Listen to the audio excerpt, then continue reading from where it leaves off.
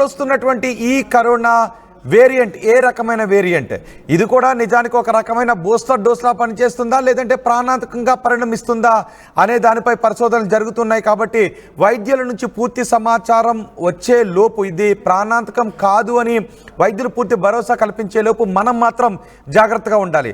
2019లోనే కదా మొన్నే మన కళ్ళ ముందే మనం చూసాం ప్రపంచం ఎంత సంక్షోభాన్ని ఎదుర్కొందో. మొత్తం ప్రపంచం అంతా కూడా లాక్డౌన్లోకి వెళ్ళిపోయింది. ఇంట్లో నుంచి బయటకు రాలేని పరిస్థితి. కనీసం కన్నవాళ్ళు తల్లిదండ్రుల్లో లేదంటే కన్నబిడ్డలో కరోనా బారిన పడితే కనీసం వాళ్ళ దగ్గరకు వెళ్ళలేని పరిస్థితి. భర్త దగ్గరకు భార్య వెళ్ళి కనీసం ఆ కరోనాతో బాధపడుతున్న భార్యకు భర్తకు సేవ చేయలేనటువంటి దారుణమైన పరిస్థితులను మనం చూసాం. అందుకే దీని గురించి ఎంతగా మాట్లాడుకోవాల్సి వస్తుంది. ఇప్పుడు కరోనా విజృంభిస్తుంది. కేరళ, మహారాష్ట్రలో ఎక్కువగా ఈ కేసులు విజృంభిస్తున్నాయి. కేరళ, మహారాష్ట్రలో ఈ కేసులు ఎక్కువగా విజృంభిస్తున్న నేపథ్యంలో మన పక్క రాష్ట్రాలే కాబట్టి కొంత ఆందోళన కలుగుతుంది. ఈ కరోనా కారణంగా ఇప్పటి వరకు 7 మృతి చెందారు అనే వివరాలు కొంత భయాందోళనకు గురి చేస్తున్నాయి. కరోనా కారణంగా మరణాలు చోటు చేసుకుంటూ ఉండటంతో ఇది ఎంత ప్రమాదకారిగా పరిణమిస్తుంది, ఎంత ప్రమాదకరంగా మారబోతోంది అనే విషయంపైనే ఆందోళన వ్యక్తమవుతుంది. ఇప్పటికే పాజిటివ్ కేసుల సంఖ్య 1000 దాటింది. టెస్ట్ల సంఖ్యను కూడా పెంచుతూ ఉన్నారు. ప్రాథమిక ఆరోగ్య కేంద్రాల్లో టెస్ట్లకు కావాల్సిన ఇన్ఫ్రాను కూడా అక్కడ ఏర్పాటు చేస్తున్నారు. కేంద్ర రాష్ట్ర ప్రభుత్వాలు ఇప్పటికే అలర్ట్ అయ్యాయి. తెలుగు రాష్ట్రాల్లో 3కి ఈ కరోనా వైరస్ ఇప్పటివరకు సోకినట్టుగా తెలుస్తోంది. ముఖ్యంగా కేరళ, మహారాష్ట్ర. అప్పట్లో కూడా మనం చూసాం ఢిల్లీలో తొలుతగా ఈ కేసులు నమోదయ్యాయి భారతదేశంలో. ఆ తర్వాత కేరళలో ఈ కేసులు ఎక్కువగా విజృంభించాయి. ఆ తర్వాత మహారాష్ట్రలో కూడా ఈ కేసులు ఎక్కువగా ప్రభావాన్ని చూపించాయి. ఇప్పుడు కూడా కేరళ, మహారాష్ట్రలో కరోనా కేసులు ఎక్కువగా బయటకు వస్తున్నాయి. కేరళలో ఎన్ని కేసులు ఉన్నాయో తెలుసా? కేరళలో ఏకంగా 430 కేసులు ఉన్నాయి. మహారాష్ట్రలో ఎన్ని కేసులు ఉన్నాయని నేను చెప్తున్నాను. మహారాష్ట్రలో 209 కేసులు ఉన్నాయి. ఢిల్లీలో 104 కేసులు ఉన్నాయి. గుజరాత్లో 83 కేసులు నమోదయ్యాయి. కర్ణాటకలో 57 మందికి పాజిటివ్గా తేలింది. వారం నుంచి కూడా ఇప్పుడు కరోనా కేసులు పెరుగుతూ ఉన్నాయి. 7 మంది కరోనా కేసుల కారణంగా చనిపోవడంతో ఇప్పుడు ప్రజల్లో భయాందోళన వ్యక్తమవుతోంది. అయితే ప్యానిక్కి మాత్రం గురి కావద్దు. నిజానికి కరోనా పట్ల జాగ్రత్తగా ఉండాలి. మనం ఒక పెద్ద మారణ హోమాన్ని, కరోనా ముగించిన మారణ హోమాన్ని మన కళ్ళ ముందే మనం చూసాం. 2019, 20, 21, 22లో ఈ కరోనా మహమ్మారి ప్రపంచవ్యాప్తంగా లక్షలాది మందిని ఎలా పొట్టన పెట్టుకుందో మనం చూసాం. కాబట్టి ఈ వేరియంట్ ఎలాంటిదో మనకు తెలియదు. కాబట్టి మన బాడీ ఈ కరోనా వైరస్ని ఎంత తట్టుకోగలుగుతుందో మనకి ఇంకా తెలియదు. కాబట్టి ఇంకా మనలో ఎంత ఇమ్యూనిటీ ఉందో తెలియదు. కాబట్టి మనం జాగ్రత్తగా ఉండటం బెటర్. అందుకే మిమ్మల్ని అలర్ట్ చేయడానికి మాత్రమే ఈ న్యూస్ని ఇంత గట్టిగా చెప్పాల్సి వస్తుంది, ఇంత స్ట్రాంగ్గా చెప్పాల్సి వస్తుంది. ఎందుకంటే జాగ్రత్తే మనల్ని ఈ కరోనా బారి నుంచి కాపాడే అవకాశం ఉంటుంది. సోషల్ డిస్టెన్స్ని పాటించడం, మాస్కులు ధరించడం, ఒకవేళ తుమ్ము దగ్గు లాంటివి వస్తే మనం ఇలా చేయి పెట్టుకొని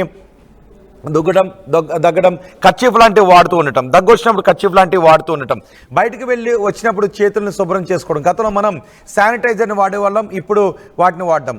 వీలైనంత వరకు సోషల్ డిస్టెన్స్ని పాటించడం, ఎక్కువగా జనాలు ఉన్న చోటకి వెళ్లకుండా ఉండటం, సాధ్యమైనంత వరకు అలాంటి పరిస్థితులను అవాయిడ్ చేయటం, ఇలాంటివి పాటించండి అని చెప్తున్నారు.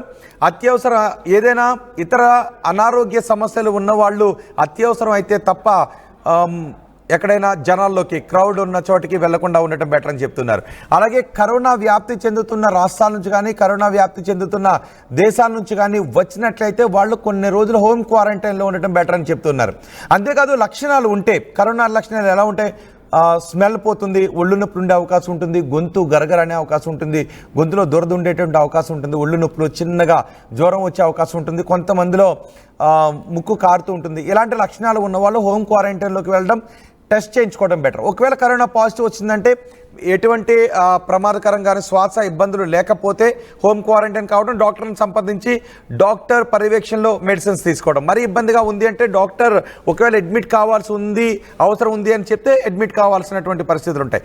కాబట్టి మీలో లక్షణాలు ఉంటే టెస్ట్ చేయించుకోండి, డాక్టర్ని సంప్రదించండి. అండ్ నిర్లక్ష్యంగా మాత్రం ఉండొద్దు. ఎందుకంటే ఇప్పటికే వైద్యులు పరిశోధన చేస్తున్నారు. ICMR కూడా ఈ కరోనా వ్యాధి, ఇప్పుడు సోకుతున్నటువంటి కరోనా వ్యాధి ఎంత ప్రమాదకరం అన్న దానిపై పరిశోధనలు చేస్తుంది. సో డాక్టర్ల దగ్గర దగ్గర నుంచి పూర్తి సమాచారం పర్వాలేదు అనే సమాచారం వచ్చేంత వరకు అందరూ కూడా జాగ్రత్తగా ఉండటం బెటర్. ఎందుకు అంటే ఇంతవరకు ఈ కరోనా కారణంగా 7 చనిపోయారు. అందుకే ఆర్టీవీ మీకు అవగాహన కల్పించడానికి ఆర్టీవీ ప్రతినిధి గాంధీ హాస్పిటల్ డాక్టర్ దగ్గరికి వెళ్ళారు. ఈ కరోనాకు సంబంధించిన సమాచారాన్ని ఎప్పటికప్పుడు మీకు అందిస్తూ మిమ్మల్ని అలర్ట్ చేస్తుంది. భయపడమని కాదు, జాగ్రత్తలు తీసుకోండి. ప్యానిక్కి గురి కావద్దు, కానీ జాగ్రత్తలు తీసుకోండి. ఆందోళన గాబరా పడద్దు, కానీ జాగ్రత్తలు తీసుకోండి. ఈ విషయాన్ని మీకు చెప్పడానికి ఎందుకంటే ఆందోళన పడితే దాని ప్రభావం మళ్ళీ మన ఆరోగ్యం పై పడే ప్రభావం ఉంటుంది. ఒకవేళ స్మెల్ రావట్లేదు అంటే అమ్మో నాకు కరోనా సోకిందేమో ఆందోళన పడి ఆందోళన కారణంగా ఇతరత్ర అనారోగ్య సమస్యలు వచ్చే అవకాశం ఉంటుంది. కరోనా వచ్చినా ఏమీ కాదు. కరోనా వచ్చి తగ్గిన వాళ్ళు అందరూ ఉన్నారు. ఇప్పటివరకు అందరికీ కూడా ఇంచుమించు థర్డ్ వేవ్లో కరోనా అందరికీ సోకిందని కూడా చెప్తున్నారు. మనం డోసులు కూడా తీసుకున్నాం. కానీ ఎందుకైనా బెటర్, కరోనా వ్యాప్తి చెందుతూ ఉంది కాబట్టి మీరు జాగ్రత్తలు తీసుకోండి. కానీ ఆందోళన పడటం, గాబరా పడటం, ప్యానిక్ గురి కావడం లాంటివి మాత్రం చేయొద్దు. కరోనా లక్షణాలు కనబడితే డాక్టర్ దగ్గరికి వెళ్ళండి, ఏమీ కాదు. ధైర్యంగా ఉంటే సంబంధిత మెడిసిన్స్ తీసుకుంటే, మంచి ఫుడ్ తీసుకుంటే, ప్రోటీన్ ఫుడ్ తీసుకుంటే కరోనా మనల్ని ఏమీ చేసే అవకాశం లేదు. ఇమ్యూనిటీని పెంచుకోవాలి. ఇమ్యూనిటీని పెంచుకోవడానికి ఏం చేయాలంటే ఖచ్చితంగా మనం రోజు కాసేపు ఎండలో ఉండాలి, కొంచెం వ్యాయామం చేయాలి. ఇలాంటి పద్ధతులు మనం పాటించాలి. వైటమిన్ సిని మనం తీసుకుంటూ ఉండాలి. మంచి ఆహారపు అలవాట్లు ఉంటే కరోనా మిమ్మల్ని ఏమీ చేయదు. ఈ విషయం గత కరోనా అన్ని వేవుల్లోనూ కూడా రూఢైంది. ఇప్పటికీ అసలు కరోనా రాలేదు అనే వాళ్ళు కూడా ఉన్నారు. చాలా ఎక్కువ మంది కరోనా వచ్చింది, నాకు అసలు కరోనా రాలేదు అనే వాళ్ళు కూడా ఉన్నారు. కానీ కరోనా వ్యాప్తి చెంది కుటుంబ సభ్యులను కోల్పోయి వాళ్ళ గుర్తులు, జ్ఞాపకాలతో వాళ్ళని తలుచుకుంటూ ఉన్న బిడ్డలు ఉన్నారు, తల్లులు ఉన్నారు, భర్తలు ఉన్నారు, భార్యలు ఉన్నారు, వీళ్ళందరూ కూడా ఉన్నారు. అందుకే ఈ కరోనా వ్యాప్తి చెందుతోంది కాబట్టి మీరు అలర్ట్గా ఉండండి. భయపెట్టాలని కాదు, భయానికి గురి కావద్దు అనే చెప్తున్నాం. భయానికి గురి కాకండి, కానీ అలర్ట్గా ఉండండి, జాగ్రత్తగా మాత్రం ఉండండి.